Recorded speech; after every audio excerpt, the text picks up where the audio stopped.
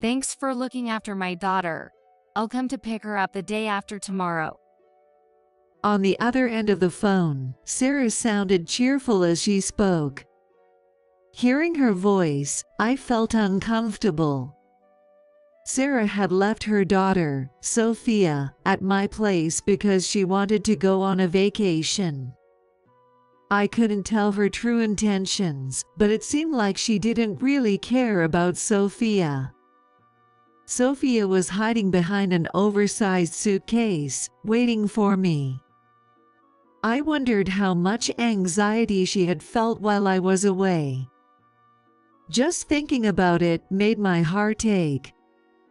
At the same time, anger towards Sarah began to swell up inside me. I knew it was wrong, but I couldn't help wanting to see her reaction, so I lied. I haven't been looking after her. What? Wasn't she in the garage? The moment she heard my words, I could tell Sarah was panicking over the phone.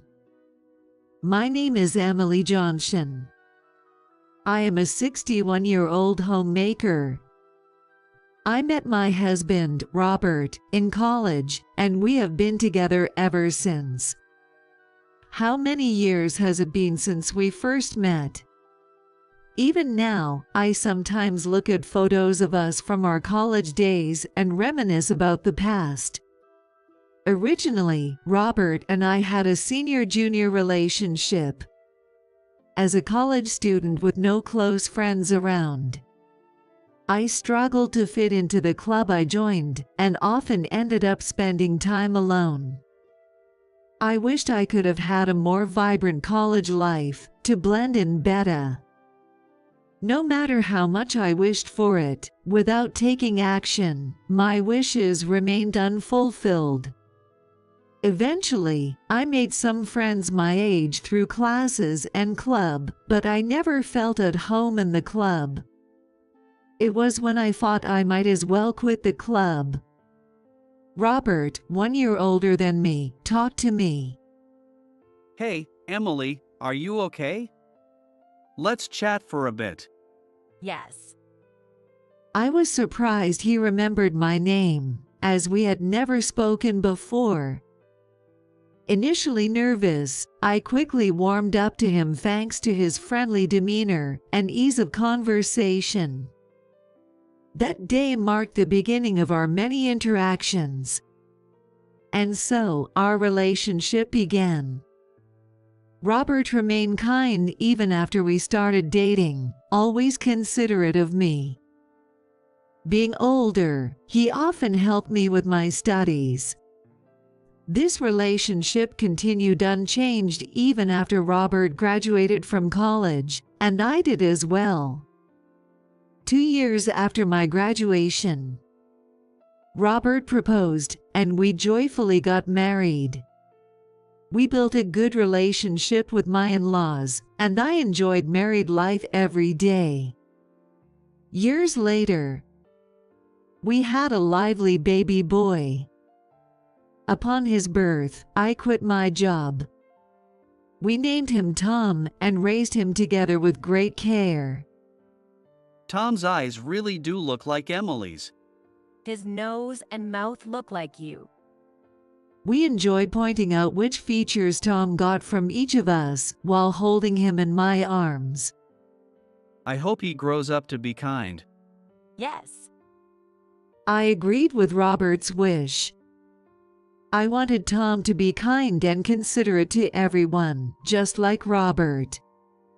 Even if it seemed like we were imposing, I couldn't help but wish for it. Just as we had hoped, Tom grew up to be a healthy and kind child.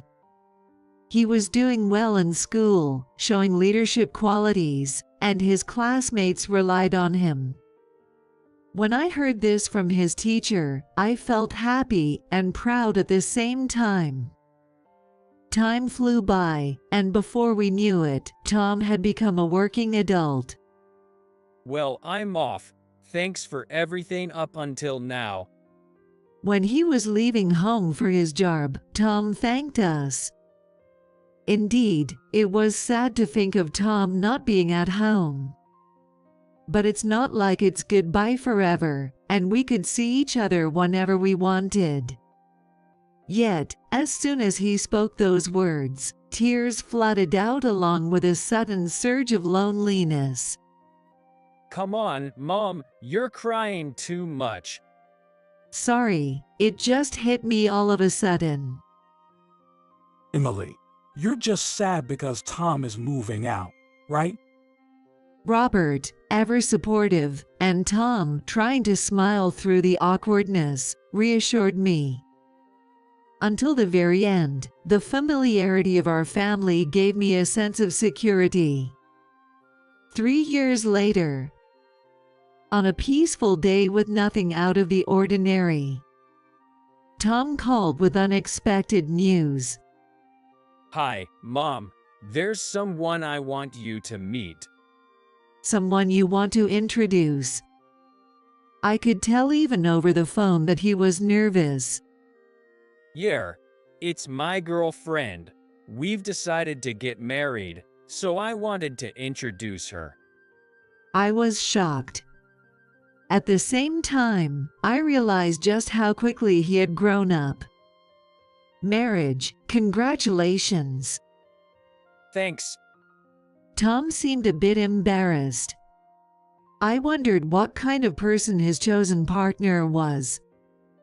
Would I be able to get along with her as well as I had with my in-laws? With various hopes and anxieties, I looked forward to the day we would meet. Little did I know, I would end up being completely thrown by her. I had no idea at this time. And on the day of the meeting, as promised, Tom arrived at our home with his girlfriend. Let me introduce her. This is Sarah Norris. Hello, I'm Sarah Norris. Nice to meet you. Sarah bowed deeply when she saw Robert and me. Then, her eyes began to darting round. I could tell by the look that she was quite nervous. You don't need to be so nervous. We understand how you feel. Exactly. Just relax and be yourself. Thank you. Sarah, seemingly to distract herself from her nervousness, took a sip of her coffee. I thought, just like Tom, she must be a serious and genuine person. However, as time passed, I began to feel something was off in Sarah's behavior. About 30 minutes after they arrived at our house, it was nice to see Sarah start to relax and smile more, but she wouldn't meet my gaze at all. This made her seem somewhat distant. What are your hobbies, Sarah? My hobbies. Indeed, I'm curious too. Do you have any hobbies? Reading. No matter what questions I asked, Sarah wouldn't respond to me. But she would answer Robert's questions cheerfully with a smile. Maybe she was intimidated by me. I thought so, but she seemed oddly composed if that were the case. In the end, Sarah's demeanor remained unchanged throughout. Afterward, the meeting concluded without any further discussion. Robert seemed to have noticed halfway through but didn't bring it up. I knew it was his own concern, so I didn't even mention it. As the days passed without any progress in my relationship with Sarah, the wedding day arrived. Her attitude towards me had not changed. She looked at me with a bothersome expression and wore a look of disgust. "Sarah, that dress suits you well. You look truly beautiful." Thank you. Well, I didn't want to impose too much before the wedding. But I couldn't stop thinking about her attitude. Did I do something wrong? What? I'm wondering if I'm being intimidating. If there's anything that bothers you or if you find something scary, please tell me. I'll try to change it." Hearing my words, Sarah's expression turned to one of disgust again. There's nothing wrong. "That's good then." Aren't you thinking too much? Sarah coldly threw out those words and walked away, her long dress trailing behind her. Perhaps she was right, maybe I was overthinking it. I watched her walk away, lost in thought. Even after the wedding, as everyday life resumed, Sarah's demeanor remained cold towards me. She seemed happy talking with Robert and Tom, but with me, she was as cold as ever. Hey, is Sarah cold only to you? One day, Robert finally expressed his concern. Doesn't it upset you? Maybe I should talk to Tom about it. No, it's okay. Admittedly, I was hurt. But I didn't want to create any trouble in their newlywed bliss. But I'm sorry, I don't want to make a big deal out of it and spoil their relationship because of me. Maybe it's better if I just watch from a distance. It was tough to express these feelings anew. But if I didn't say what was on my mind, nothing would change. I see. Let me know immediately if anything happens, okay? Robert affirmed my feelings and began to watch over the situation gently. One day, about 2 years after living such a life, Tom and Sarah had a baby. It was a lively little girl who resembled them both. Her name is Sophia. Cute, isn't she? While holding the sleeping Sophia in his arms, Tom spoke with a gentle voice. Suddenly, I found myself smiling, reminded of when Tom was little. "She's so adorable." Hearing my words, Tom grinned with delight. I knew they would face many challenges with parenting. Though I wanted to help, I dreaded that Sarah might find me bothersome again. Besides, it was their child. It was better for them to raise her together than for me to interfere. I continued to watch over them from a distance.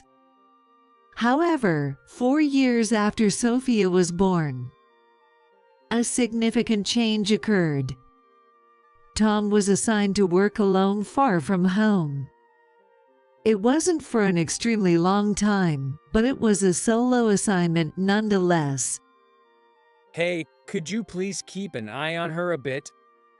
Understood. Initially, I planned to continue observing from a distance, but after Tom's request, I began to pay more attention to Sarah. "Hello, Sarah, are you okay?" A week after Tom's assignment began, I decided to call her. Am I okay?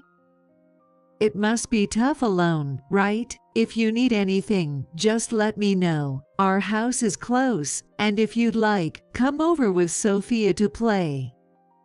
I tried to offer some thoughtful words, expecting the usual cold treatment in response. However, her reply was entirely unexpected. Really? Is that okay? What? Don't you want me? You said it's okay to come to your house. Sorry. Taken aback by her response, I was momentarily confused. Is it okay to come over?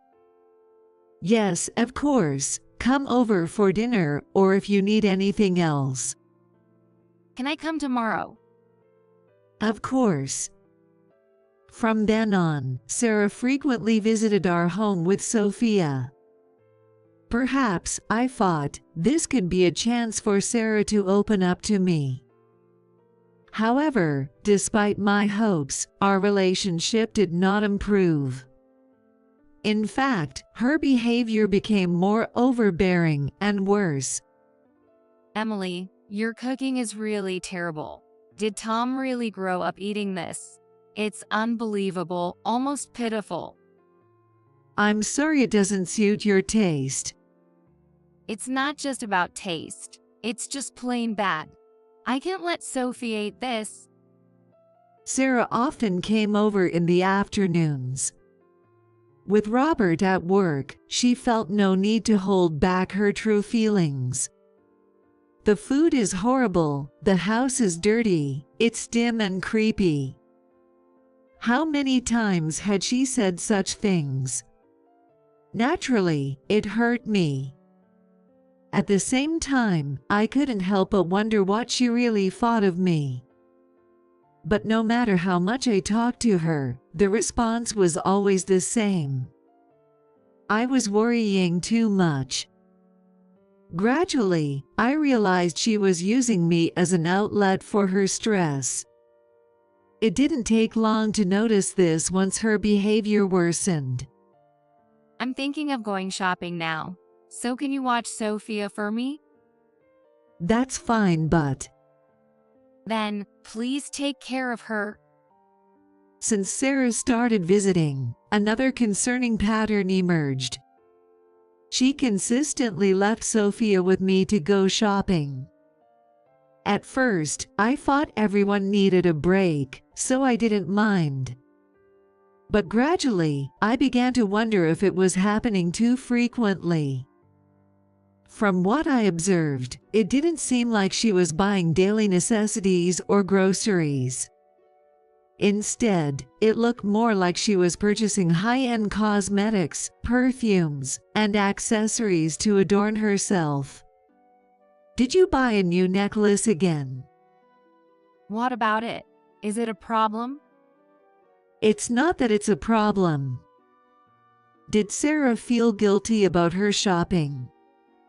Even when I casually brought up topics like jewelry or perfumes, she wouldn't engage in a serious conversation and would even get snappy. Her attitude and words left me with many farts. But I was the target. If I just endured it, no one else would suffer. I continued to interact with Sarah without provoking her. Seemingly taking advantage of my silence, her behavior only worsened. Emily, did you make this again? I can still eat other dishes, but not this one. Has Tom ever told you your food is bad? He's never said anything. By this time, even I was finding it hard to endure. If you're going to complain that much, you don't have to eat here. Maybe you'd prefer frozen meals. Isn't that a bit heartless? I don't want to cook for someone who only complains. Actually, I'd rather you didn't come over at all. Jesus, annoying. Even when I clearly express my farts, she just got mad. Seriously, can't you see that I'm just trying to save on food expenses? Kids cost a lot, you know? I'm not working, so I have to save where I can, right? And yet, you seem to spend a lot on expensive items. Seriously, that's so annoying. What I do is my business. Whatever, it was useless talking to an old lady like you. Sarah twisted my words and kept arguing. My temper flared too, and sometimes I responded in ways that weren't very mature. However, I was sure that what I was saying wasn't wrong. Perhaps Sarah also believed her perspective was correct. At this rate, it seemed I would never understand her. I fondly remembered a time when I hoped we could get along, but now our relationship had only grown more distant. 3 months after our conflicts began, a significant incident occurred. When I returned home from grocery shopping one evening, I saw a large suitcase in front of the garage.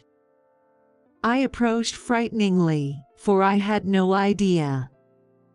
Then I saw a child behind the suitcase. It was Sophia. Sophia, what are you doing here?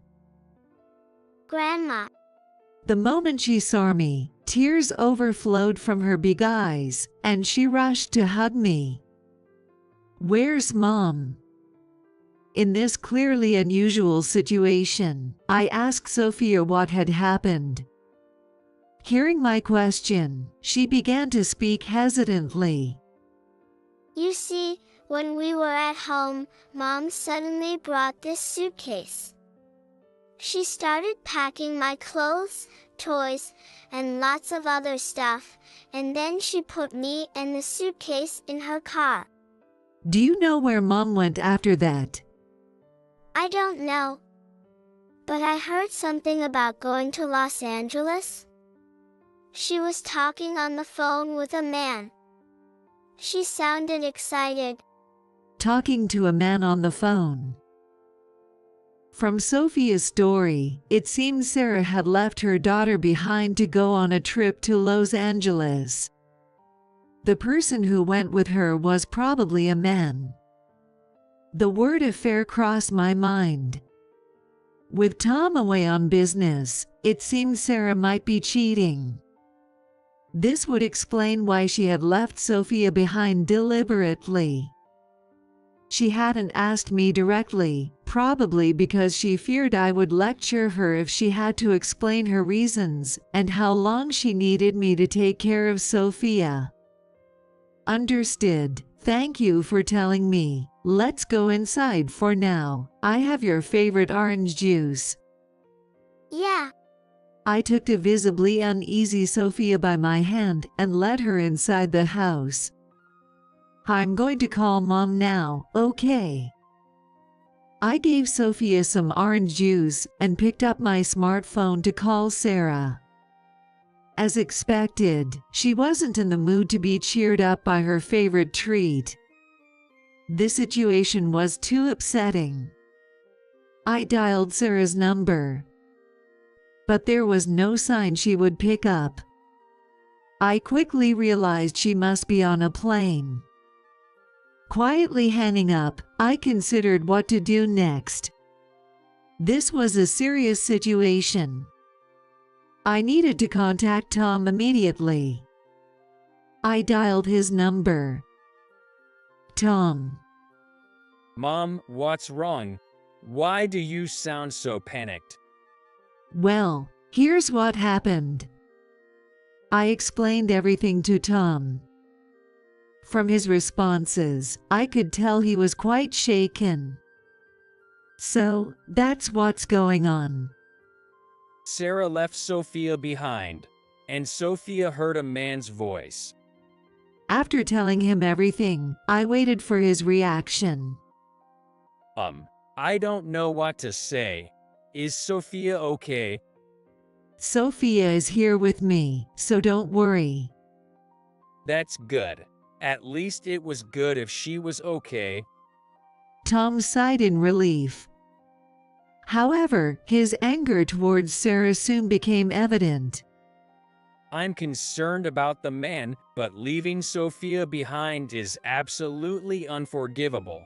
I'll try to call and talk to her now. She's probably on a plane right now. I tried to calm the angry Tom with a steady voice. Right. I'm sorry, I'm just a bit frantic. I'll try to call her once I've calmed down. Yes, try that. Tom regained a bit of his composure and sadly ended the call. Eventually, even when Tom managed to speak with Sarah, she showed no signs of remorse. In fact, he said it sounded like she was trying to laugh it off. I don't know if I can get along with her anymore. Hearing his distress cry, my heart ached deeply. It had been a month since I started caring for Sophia. Sarah called me. Thanks for taking care of Sophia. I'll come to pick her up the day after tomorrow. She sounded too cheerful, as if nothing was wrong. The moment I heard her voice, I was filled with anger.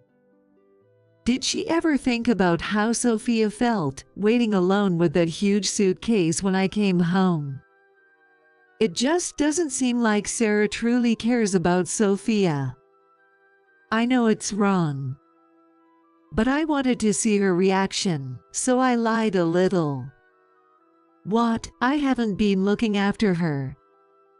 Right after I spoke, I could tell from her voice, even over the phone, that Sarah started panicking.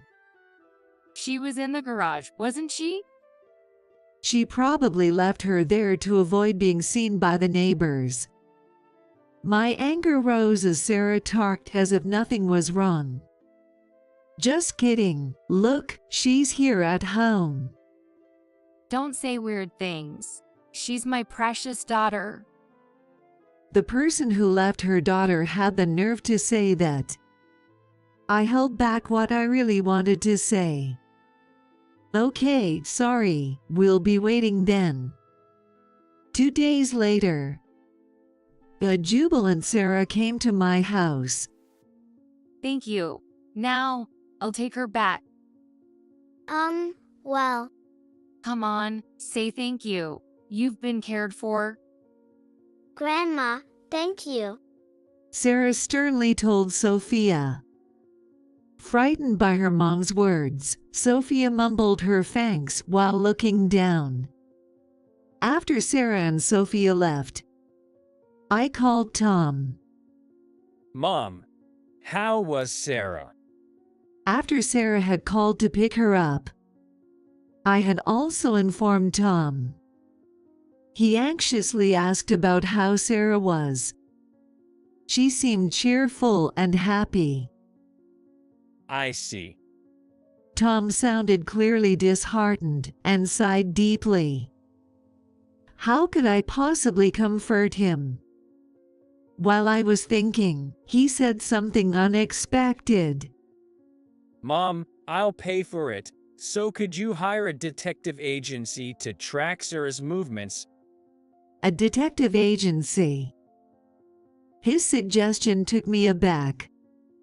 Yeah, I know I've left her feeling lonely with my assignment, but the thought that she might be cheating, honestly, depending on what they find, I might consider divorce. If we go to divorce, having evidence would help, right? I could hear the resolve in Tom's voice. Being alone and working hard while suspecting his spouse of infidelity was too much. Understood. I'll contact a detective agency. Thank you. I'll email you the places she frequently visits. Okay, I'll take care of it. Several weeks after that conversation, I received the investigation results from the detective agency. As we suspected, Sarah was indeed having an affair. It seems she had been meeting her lover frequently. I can only imagine how Sophia felt all alone, waiting for her mom. Just thinking about it makes me feel terrible. So, she was cheating after all. When I reported the investigation results to Tom, he spoke sadly. Are you going to divorce? I guess. I don't see how we can continue as a couple with confidence.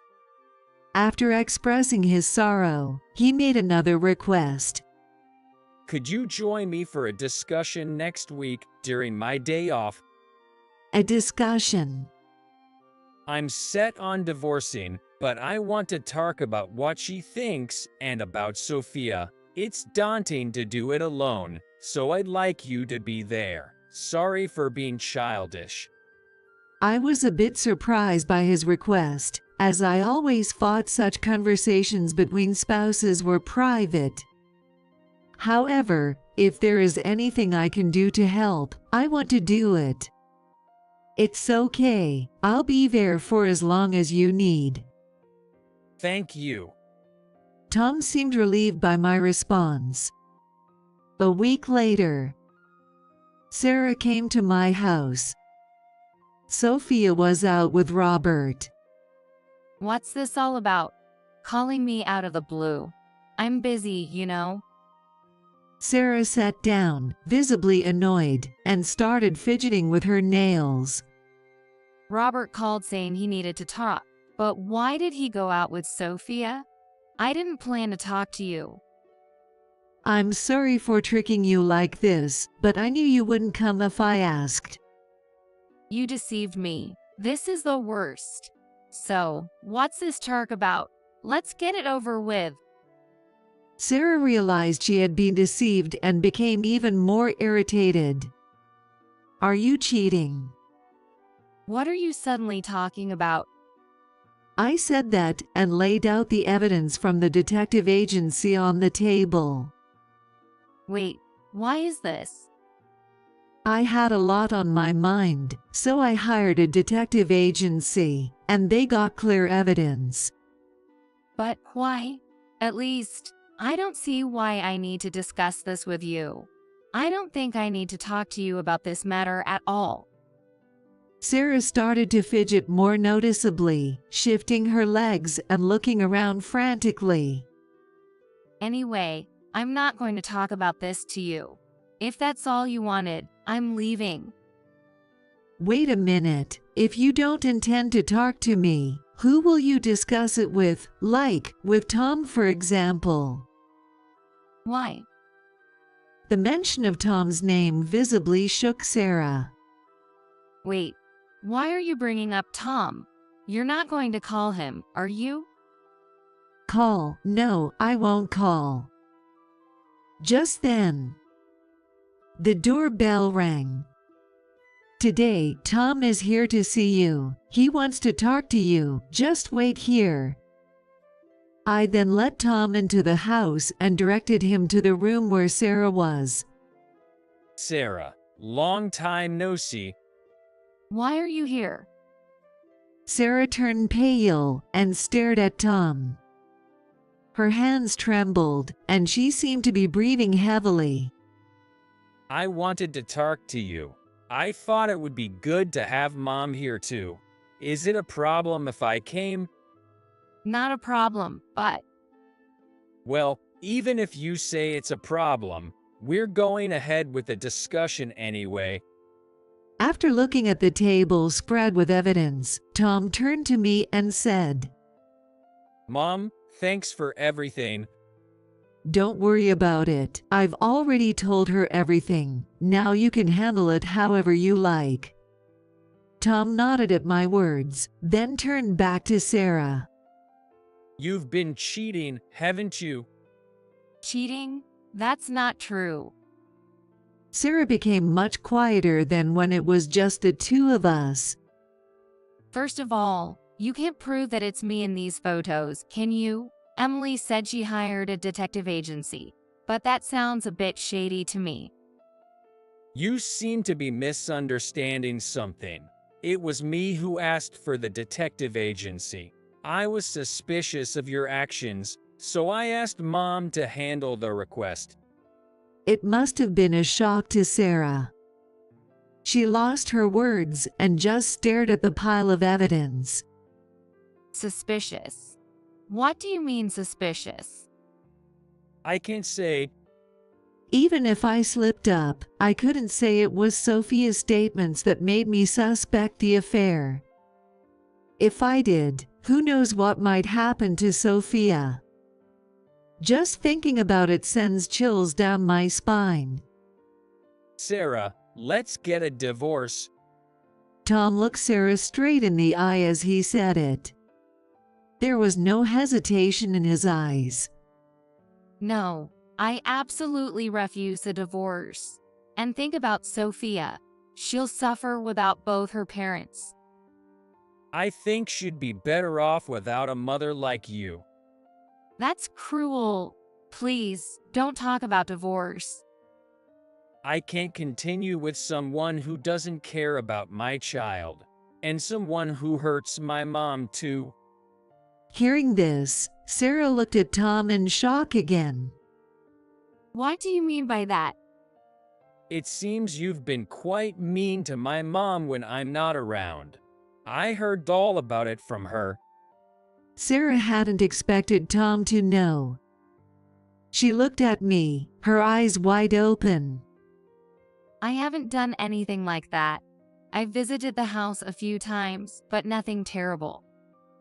Oh really? Can you say the same after seeing this? I then showed Sarah the diary I had kept and the recordings I had secretly made.